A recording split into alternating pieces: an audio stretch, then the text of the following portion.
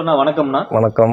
இப்போ நான் ஒரு வெண்மை புரட்சிக்கு பேர் போன நம்ம நாட்டில் ஒரு பால் உற்பத்தி வந்து ரொம்ப கம்மியாகிட்டே வந்துட்டு இருக்கு அப்படின்னு சொல்லி ஒரு நியூஸ் வந்துட்டு இருக்கு.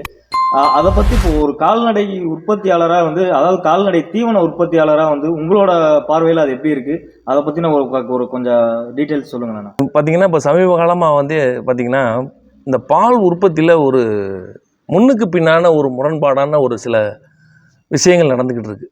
பால் உற்பத்தி பண்ணுறது யாருன்னு கேட்டிங்கன்னா விவசாயிகள் தான் உற்பத்தி பண்ணுறாங்க. ஆமாம்.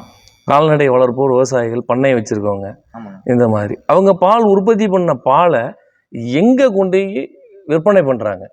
பால் சொசைட்டி தனியார் பால் நிறுவனங்கள் வந்து வாங்கிட்டு இருக்காங்க.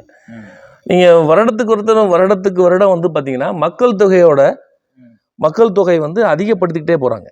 மக்கள் தொகை கூடிக்கிட்டே போகுது. இப்போ பார்த்தீங்கன்னா சைனாவோட இந்தியா தான் வந்து அதிகப்படியான மக்கள் தொகையை வந்து முன்னிறுத்தி பண்ணியிருக்காங்க. செய்திகள்லாம் வெளிவந்துக்கிட்டு இருக்கு. இப்போ நம்ம இதை பற்றி பேசுகிறப்ப வெண்மை புரட்சியாக்கு பேர் போட்டு நம்ம தமிழ்நாடு, அதாவது இந்திய நாட்டில் வந்து வெண்மை புரட்சினாவே இந்திய நாட்டில் வெண்மை புரட்சினா பால் உற்பத்தியை பெருக்குனது தான் வெண்மை புரட்சி. கண்டிப்பாக. அந்த அந்த அந்த டயத்தில் அந்த மாதிரி புரட்சி ஏற்படுத்தின நம்ம நாட்டில் வந்து இப்போதைக்கு பால் உற்பத்தி வந்து விவசாயிகள்கிட்ட ஒரு ஆர்வம் இல்லாத ஒரு தனத்தை காமிக்குது. என்ன காரணம் அப்படின்னு நம்ம பேசினோம்னா, இதுக்கு வந்து கொரோனா வந்து ஒரு மிகப்பெரிய ஒரு விஷயம். கவர்மெண்ட்டில் பாலுக்கு விலை கூட தான் கொடுக்குறாங்க. ₹1 ₹2 கடந்த வருடங்களில் சேர்த்து கொடுத்தாலுமே இந்த கொரோனா அந்த டயத்தில் பார்த்தீங்கன்னா விவசாயிகள் வந்து வேறு வழி இல்லாமல் கால்நடைகளை நிறைய வாங்கி பால் உற்பத்தியை அதிகப்படுத்தினாங்க. அந்த டைமில் பால் உற்பத்தி அதிகப்படுத்துகிறப்ப, ஆனால் அந்த பாலை சரியான முறையில் கொள்முதல் பண்ணுறதுக்கு நிறுவனங்கள் தயாராக இல்லை. அப்போ அதுக்கு என்ன பண்ணுறாங்க? பாலோட விலையை வந்து கம்மி பண்ணுறாங்க. ஏன்னா அவங்கள்ட்ட வாங்கினா தானே வெளியில் கொடுக்கறதுக்கு முடியாது. கொரோனாவோட பால் உற்பத்தி ஜாஸ்தி, அலிமானம் கம்மியாக போயிடுது. அந்த மாதிரி டைமிங்கில் அப்போ ஒரு சின்ன ஒரு பிரேக் வந்துச்சு.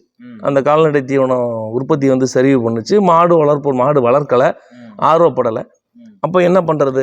சரி, இது வந்து பார்த்திங்கன்னா இப்போ தீவன உற்பத்தின்னு எடுத்துக்கிட்டிங்கன்னா தீவனத்தோட ஸ்டார்டிங் ப்ரைஸ்ன்னு சொல்கிறோம்ல, மூலப்பொருட்கள்னு சொல்கிறாங்க. தீவனத்துக்கு தேவையான மூலப்பொருட்கள் அதை பார்த்திங்கன்னா அது வருடத்துக்கு வருடம் அது வந்து டீசல், பெட்ரோல், எப்படி டிரான்ஸ்போர்ட்டு, டீசல், பெட்ரோலு, அப்புறம் கூலி, இறக்கு கூலி, ஏற்று கூலி, அப்புறம் அந்த நிர்வாக செலவு, இதெல்லாம் கூட 25-30% வருஷத்துக்கு தீவன செலவுகள் வந்து தீவன தயாரிப்பு தொழிலில் வந்து இது ஒரு பெரிய சவாலாக தான் இருக்குது. அதுவும் கூடிக்கிட்டே தான் போகுது.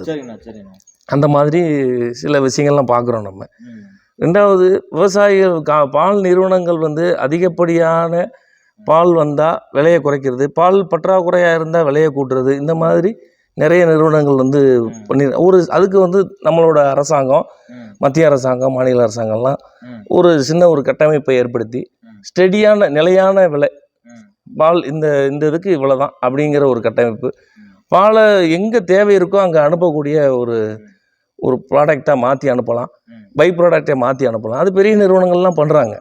அமுல் பார்த்துக்கிட்டிங்கன்னா இன்றைக்கி குஜராத்தில் இருக்காங்க. அமுல் வந்து இந்தியாவில் மிகப்பெரிய பால் 36 லட்சம் விவசாயிகளை கொண்ட மிகப்பெரிய நிறுவனம். அது நிறைய பை ப்ராடக்ட் பார்த்தீங்கன்னா நீங்கள் அமுலோட ப்ராடக்ட் நிறைய பை ப்ராடக்ட் நிறைய வருது. தமிழ்நாட்டிலையும் நிறைய இருக்குது.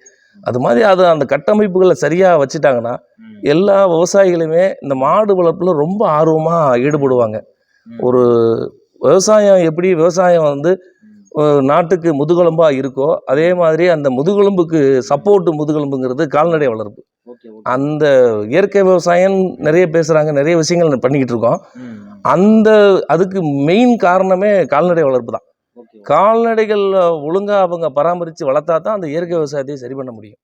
அந்த வெண்மை புரட்சியில் பால் உற்பத்தி குறையுது அப்படின்னு நீங்கள் ஒரு கேள்வி கேட்டீங்க. அதுக்கு என்ன காரணம் அப்படின்னா இந்த மாதிரி முன்னுக்கு பின்னான முரணான விஷயங்கள் இருக்கிறதுனால விவசாயிகளுக்கு சரியான விலை, பாலுக்கு சரியான விலை கிடைக்கிறது இல்லை.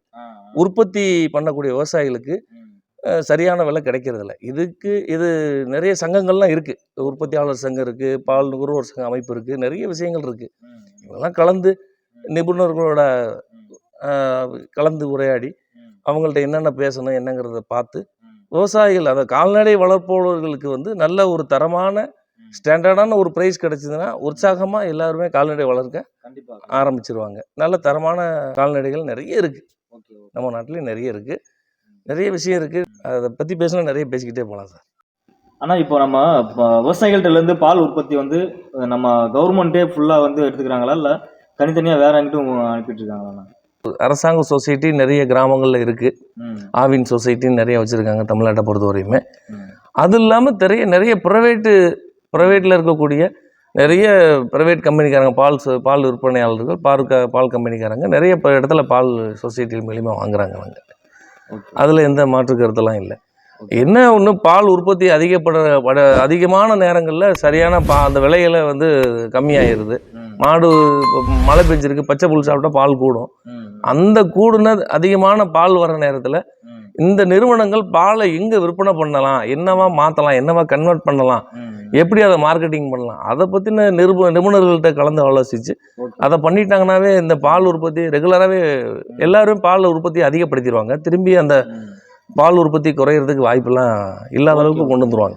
ஓகேண்ணா, ஓகேண்ணா. பால் உற்பத்தி வந்து அதிகரிக்கிறதுக்கு வந்து இப்போ உங்களோட சைட்ல இருந்து ஒரு ஐடியா கொடுக்கலாம் அப்படின்னா நீங்க என்னென்ன சஜஸ்ட் பண்ணுவீங்க? அதான் நீங்கள் அந்த நிறுவனங்கள் பார்த்து விலைகளை சரியான நிறுவனங்கள், அந்த எல்லா நிறுவனங்களும் தமிழ்நாடு அரசு மற்ற பிரைவேட்டு எல்லாரும் சேர்ந்து ஒரு ரேட்டு வந்து சரியான ரேட்டை விவசாயிகளுக்கு பாலுக்கு கிடைக்கக்கூடிய ஒரு விவசாயிகள் இன்னைக்கு நிறைய பேசுகிறாங்க, நிறைய பேர் இருக்காங்க. தண்ணி இந்த 1 லிட்டர் தண்ணி இந்த ரேட்டு, பால் இந்த ரேட்டு, அப்படிலாம் நிறைய பாலுக்கு விலை கிடைக்காம நிறைய பேர் கிலோ அதெல்லாம் நடக்குது. அதெல்லாம் கவனமாக கொஞ்சம் கருத்தில் கொண்டு சரியான ஒரு நிலையான ஸ்டெடியான ஒரு ரேட்டை கொடுத்துட்டாங்கன்னா தரமான பால் உற்பத்தி கிடைக்கிறதுக்கு நிறைய வாய்ப்பு இருக்குது. நீங்கள் பால் விலை கிடைக்கலன்னா மாட்டுக்கு தீனி போட மாட்டாங்க, விவசாயிகள் தீனி போட மாட்டாங்க, தீவனத்தை தான் குறைப்பாங்க. இந்த மாதிரியான நிறைய பிரச்சனைகள் இருக்கு. அதனால உங்களோட தீவனம் தயாரிக்கிற உங்களுக்கும் கொஞ்சம் பாதிப்படையுது. என்னை மாதிரி தீவனம் தயார் பண்ணக்கூடிய அத்தனை பேத்துக்குமே பாதிப்புகள் நிறைய இருக்கு. நிறைய விஷயம் இருக்கு. மாடு வளர்ப்புங்கிறது சாதாரண விஷயமே அல்ல.